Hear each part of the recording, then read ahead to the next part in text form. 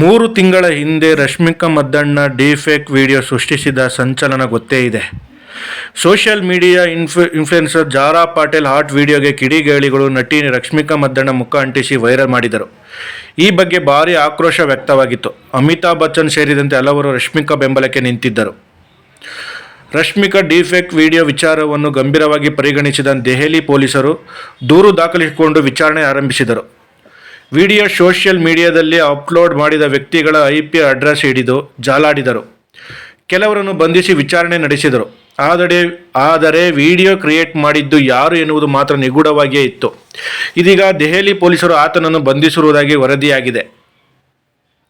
ಆಂಧ್ರ ಪ್ರದೇಶ ಮೂಲದ ವ್ಯಕ್ತಿಯನ್ನು ಪ್ರಕರಣದಲ್ಲಿ ಬಂಧಿಸಿರುವುದಾಗಿ ಹೇಳಲಾಗುತ್ತಿದೆ.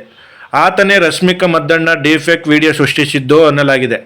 ಪೊಲೀಸರು ಹೆಚ್ಚಿನ ವಿಚಾರಣೆಯನ್ನು ಮುಂದುವರಿಸಿದ್ದಾರೆ. ಜಾರಾ ಪಾಟೀಲ್ ತುಂಡು ಬಟ್ಟೆಯಲ್ಲಿ ಲಿಫ್ಟ್ ಒಳಗೆ ಬರುವ ಹಾಟ್ ವಿಡಿಯೋ ಇತ್ತು. ಡೀಫ್ನೇಕ್ ಡ್ರೆಸ್ನಲ್ಲಿ ಆಕೆ ಬಹಳ ಮಾದಕವಾಗಿ ಕಾಣಿಸಿಕೊಂಡಿದ್ದಳು.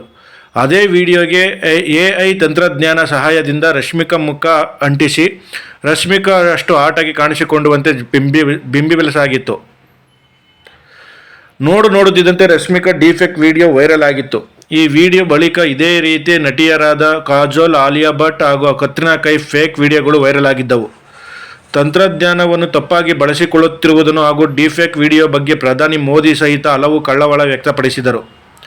ತಮ್ಮ ಡೀಫೇಕ್ ವಿಡಿಯೋ ವೈರಲ್ ಆಗಿದ್ದು ಹಾಗೂ ಆ ಸಮಯದಲ್ಲಿ ಬೆಂಬಲಕ್ಕೆ ನಿಂತ ಎಲ್ಲರಿಗೂ ರಶ್ಮಿಕಾ ಮಂದಣ್ಣ ಧನ್ಯವಾದ ತಿಳಿಸಿದರು. ಸೋಷಿಯಲ್ ಮೀಡಿಯಾಗಳಲ್ಲಿ ಈ ಬಗ್ಗೆ ಬರೆದುಕೊಂಡಿದ್ದರು. ಈ ವಿಚಾರವನ್ನು ಹಂಚಿಕೊಳ್ಳಲು ನನಗೆ ತುಂಬ ನೋವಾಗುತ್ತಿದೆ. ಆದರೂ ವೈರಲ್ ಆಗುತ್ತಿರುವ ನನ್ನ ಡೀಫೇಕ್ ವಿಡಿಯೋ ಬಗ್ಗೆ ಮಾತನಾಡಬೇಕಾಗಿದೆ. ಪ್ರಾಮಾಣಿಕವಾಗಿ ಹೇಳಬೇಕೆಂದರೆ ಈ ರೀತಿ ಏನಾದರೂ ಆಗುವುದು ನನಗೆ ಮಾತ್ರವಲ್ಲ, ಪ್ರತಿಯೊಬ್ಬರಿಗೂ ತುಂಬ ಭಯಾನಕ. ತಂತ್ರಜ್ಞಾನವನ್ನು ದುರುಪಯೋಗಪಡಿಸಿಕೊಳ್ಳುತ್ತಿರುವ ಕಾರಣದಿಂದಾಗಿ ಇದು ನಮ್ಮಲ್ಲಿ ಹಲವರು ಇಂತಹ ಘಟನೆಗೂ ಗುರಿಯಾಗುತ್ತಿದ್ದಾರೆ. ಮಹಿಳೆಯಾಗಿ ಮತ್ತು ನಟಿಯಾಗಿ ನಾನು ರಕ್ಷಣೆಗೆ ಮತ್ತು ಬೆಂಬಲಕ್ಕೆ ಬಂದ ನನ್ನ ಕುಟುಂಬ, ಸ್ನೇಹಿತರು ಮತ್ತು ಹಿತೈಷಿಗಳಿಗೆ ನಾನು ಕೃತಜ್ಞತೆಯಾಗಿರುತ್ತೇನೆ.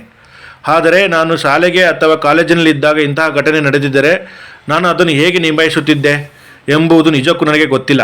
ನಮ್ಮಲ್ಲಿ ಹೆಚ್ಚಿನವರು ಇಂತಹ ಕೆಟ್ಟ ಘಟನೆಗೆ ಸಾಕ್ಷಿಯಾಗುವ ಮೊದಲು ತುರ್ತಾಗಿ ಪರಿಹರಿಸಬೇಕಾಗಿದೆ ಎಂದು ಕೇಳಿಕೊಂಡಿದ್ದಾರೆ.